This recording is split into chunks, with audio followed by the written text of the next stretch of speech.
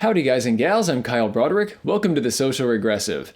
Over the course of a few videos, we're going to take a close look at the CMMG Banshee pistol.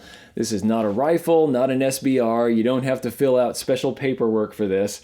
This has a pistol brace on the back. This is not a stock. And this does have a 5-inch barrel up here. There are all kinds of models within the Banshee lineup on CMMG. I recommend you go check it out. They have a whole bunch of different chamberings, everything from 5.7 by 28 to 45 ACP.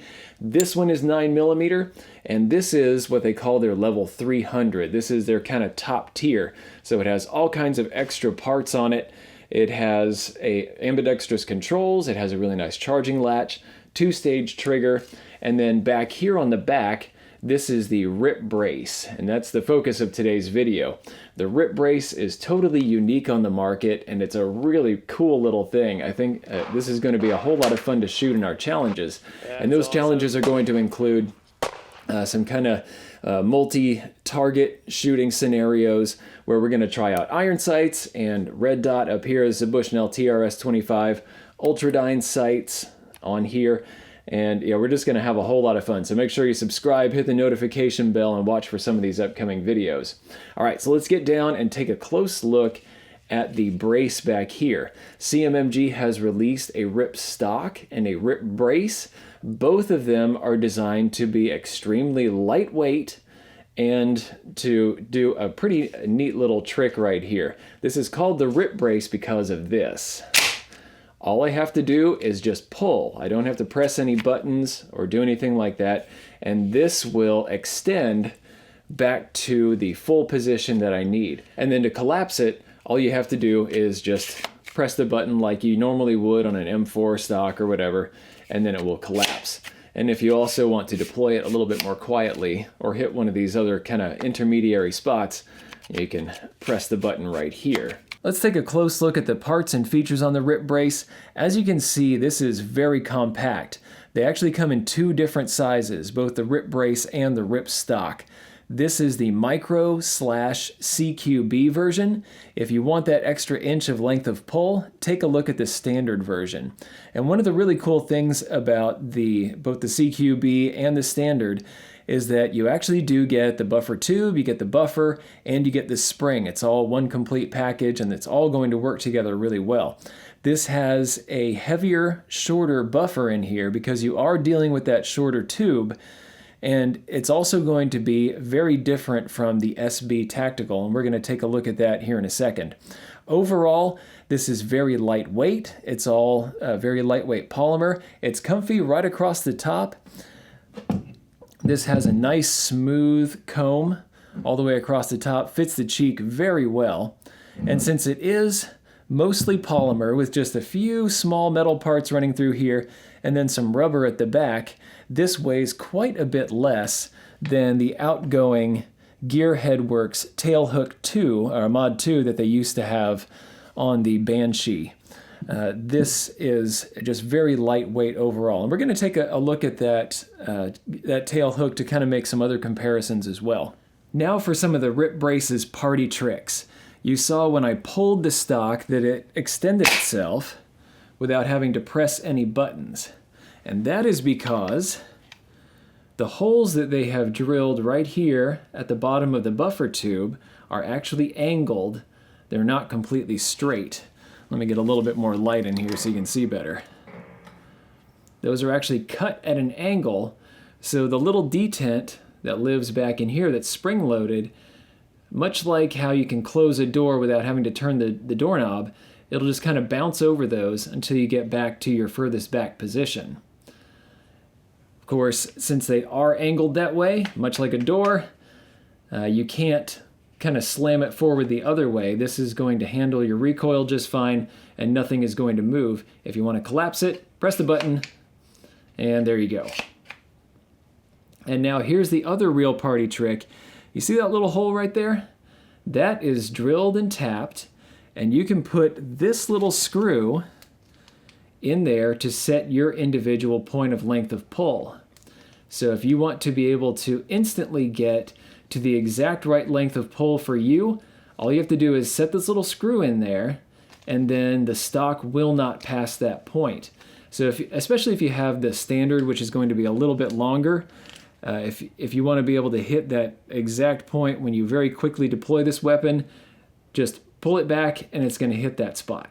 This is a pistol brace, not a stock, so you can see the aperture where your arm goes. All you do is undo this Velcro right here, loosen this up a little bit, and then stick your arm in that aperture and tighten it down. And this Velcro has quite a bit of spring to it. It has some elastic or something in it, so it will attach pretty firmly to the arm. I'm going to go ahead and do this.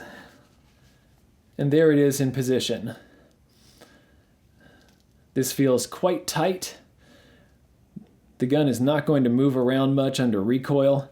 It's going to stay very well attached to the arm. Most of us, however, will use this like a rifle stock. We intend to shoulder it, and the rubber back here is going to feel pretty good. And even more important than that is the shape. This shape right here, how it cuts in, this works much better fitting into the pocket between the bicep and the pec. It's just going to fit really neatly in here, and it's just going to be a much more comfortable stock shape than the outgoing Tailhook, and I'll show you what that looks like. The Tailhook Mod 2, as you can see, has more of an oval shape to it, so it's a bit less comfortable when shooting like a rifle stock. But then when it comes to being a pistol brace, this one's pretty cool, because if you do only have the use of one hand, it's pretty easy to press the button, swing this arm down, and then your arm just kind of fits down in here, and the weight of the gun itself kind of pulls it up to fit. And this is one that I've tested out doing some one-handed shooting just to see how it would work out in the field, and I really liked it. I quite like the feel of this. And it is quite accurate if you're doing, kind of point shooting. You can't actually see down the sights without bending your arm really strangely, but if you're kind of shooting from the hip, it works really well. If you're wondering why the RipBrace costs more than the SB Tactical A3, even though it seems like the hardware really should be the same, just remember that this comes with a whole bunch more goodies. First off, this is going to include the buffer tube, which has those extra tricks. It has the buffer, the spring, and then it also does come with the castle nut and the ambidextrous attachment right here. So you get the upgraded features, and you actually get all the other parts that you need in order to make this a full brace that you can attach to your AR-15. Make sure you subscribe to the Social Regressive so you don't miss any of the upcoming videos. We're going to be putting this through a whole series of challenges. We're going to be shooting at longer range, we're going to be shooting at close range, mixed distance, and I think this is going to be up to the challenge on all of it. And kind of pairing up with this, we have those Ultradyne sights at the front and rear. We're going to do a full video on these, and we're going to be testing these on the Scout AR project as well, so you don't want to miss out on that. Yes, these sights are pretty expensive, but these are very unique, and I think they're going to do a really cool job out in all the scenarios that we're going to be testing out. These should be great at long range and short range as well. Now, another product we'll be taking a look at is this, the Mantis X. You guys may have seen this already. It's just a little thumb drive size product, little plastic thing that you can attach to a pistol, a rifle, and it's going to tell you what sort of silliness you got up to before you pulled the trigger, as you were pulling the trigger, and then afterward. It's going to show if maybe you had some questions about whether your pistol is inaccurate and there's something wrong with it, or if you're the one that's doing some bad things before that pistol is shot. This is going to take the question out, and it's going to put an answer in there as well. And it's going to be kind of infuriating. I've been doing some dry fire shooting here in the house, and I can see where I certainly have some bad habits that need to be fixed up. It didn't start out too bad, but I'm definitely improving the more that I use this. So we'll be able to take some of that data, and I'll be able to show you guys how poorly I pull the trigger when we go out and shoot this. And hopefully it'll improve as we go along. Thanks a bunch to patrons of the Destructive Arts for making videos like this possible. Also, thank you to CMMG for sending this over for us to play with. We're gonna put it through its paces. But yeah, thanks patrons of the Destructive Arts. We have Sportsman's Guide at the 338 Lapua Magnum level. We have Peter at 300 Win Mag. If anybody else wants to chip in $1 or $2 a month to keep these projects coming, I'll put a link around here somewhere. Thanks for watching. If you liked this video, be sure to like, share, and most importantly, subscribe. Even if you didn't like this particular content, go ahead and subscribe. There's probably something coming that's more up your alley. Check out this playlist right here. This is going to have videos in a similar vein to what you just watched. These 2 videos we cherry-picked for you. And finally, the Social Regressive is on Patreon. So you can become a patron of the Destructive Arts and earn some goodies while helping us to provide high-quality videos just by kicking us a few bucks a month. Thanks a bunch for your patronage.